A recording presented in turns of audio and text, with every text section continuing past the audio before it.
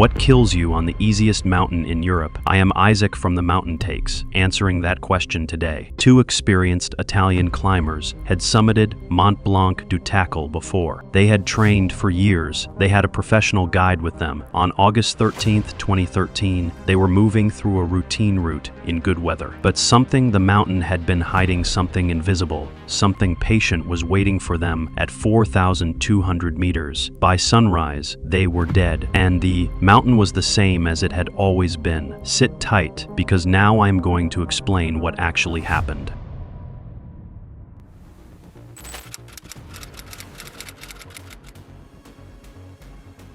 It was early morning on August 13th, 2013, at Mont Blanc du Tacle at 4,200 meters, 13,780 feet in the French Alps. The mountain is part of the Mont Blanc Massif, Western Europe's highest mountain range. It looks calm at dawn. The snow is smooth, the light is clear, the air is still. 7 climbers had started their ascent in the darkness, using headlamps, moving carefully through terrain they had likely seen before or studied in guidebooks. Among them were 2 Italian women from the Piedmont region, one aged 37, the other aged 41. They had climbed together for years. They knew their skills, they trusted their experience, they trusted the mountain. At 4,200 meters on Mont Blanc du Tacle, the terrain becomes increasingly complex. The mountain is not technically extreme. This isn't K2 or Everest, where the danger is altitude itself. Mont Blanc du Tacle is known as a training mountain for alpine climbers, a place where people learn the skills of mountaineering on a peak that is technically manageable but emotionally real. Around 20,000 people attempt Mont Blanc and its surrounding peaks every year. It is one of Europe's most popular mountains, but popularity doesn't mean safety. In fact, the busier the mountain, the more complex the danger becomes. More people creates more hazard, more crowding on fixed lines, more debris kicked down from climbers above, more chance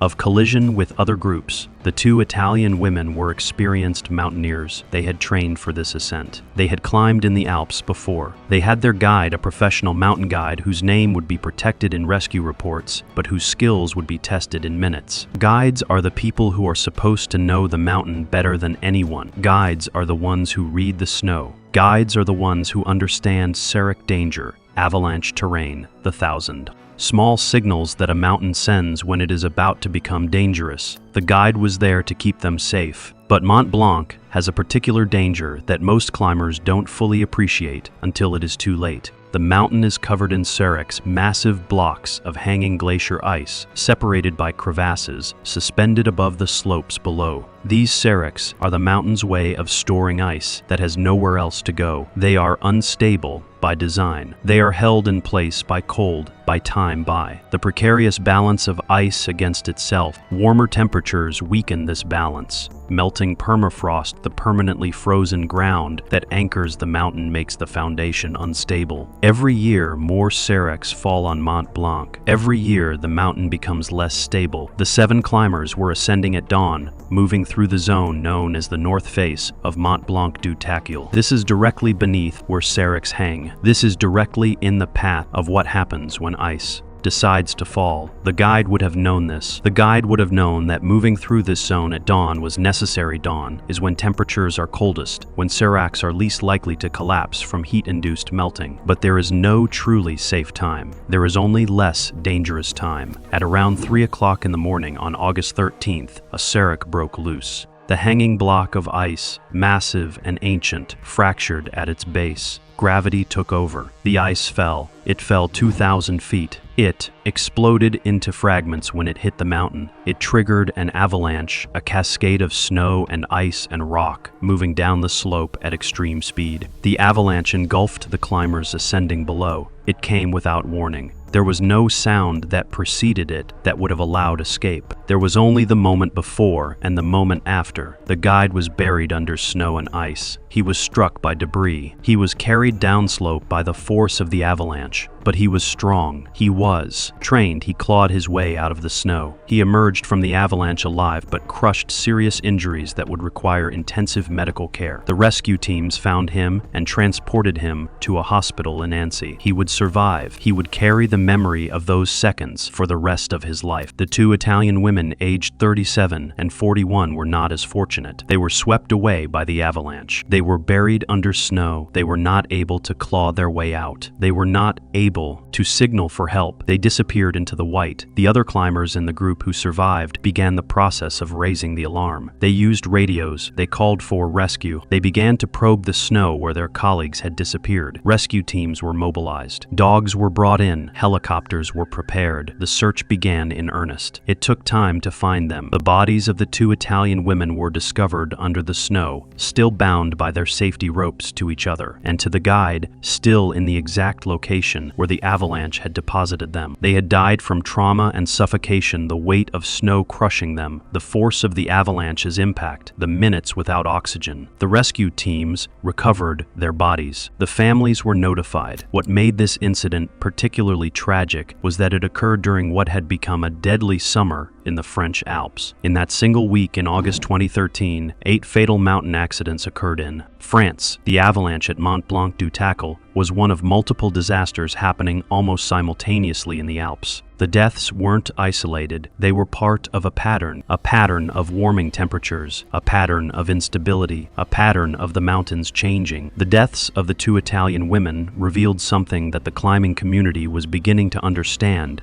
but hadn't fully accepted. Experience doesn't protect you from avalanches. A professional guide couldn't protect them. Careful ascent timing couldn't protect them. The fact that they were climbing at dawn, the safest time, couldn't protect them. The serac fall was random. The location of the avalanche was predetermined by gravity and the mountain's structure, but the survival of any individual climber was largely luck. The Mont Blanc Massif kills approximately 50 people every year. It has become Europe's deadliest mountain range, despite being less technically demanding than K2O, less high altitude than Everest. It kills because it is popular. It kills because it is warming. It kills because the mountains themselves are becoming unstable. Permafrost is melting. Seracs are falling more frequently. The Death Couloir on the Gouda route sees an average of 1 rockfall every 17 minutes during peak afternoon heat. The mountain is literally changing beneath climbers' feet. The two Italian women from Piedmont became victims, not of their own mistakes, but of a mountain transforming. They had climbed it before, they had been safe before, but on August 13th, 2013, the mountain decided that before was no guarantee of now. The serac that fell that morning had been suspended there for years, maybe decades. Why did it fall on that specific morning? Why under those specific climbers? There is no answer. There is only the fact that it did. Their families in Italy received the news through official channels. Their names would not be widely publicized. European privacy protections kept their identities somewhat private, but within the climbing community, their story spread. Within the Alps, people understood that the mountains were becoming less stable. Within mountaineering circles, people began to ask harder questions about which mountains were safe to climb and whether experience was enough to guarantee descent. The guide survived with serious injuries that required weeks of recovery. He would have carried guilt that he couldn't save them. He would have replayed those seconds 1,000 times, wondering if there was anything, any decision, any route choice, any timing variation that could have changed the outcome. Professional guides carry this weight. They are supposed to be the protectors. When they survive and their clients die, the psychological impact can be profound. I am Isaac from The Mountain Takes. If you've ever climbed a mountain and felt like you were safe because of your experience, subscribe, because there are more stories of peaks that don't reward experience way we expect them to. The Alps are changing, the mountains are becoming less stable, and sometimes no amount of preparation saves you when the ice decides to fall. I'll see you on the next descent.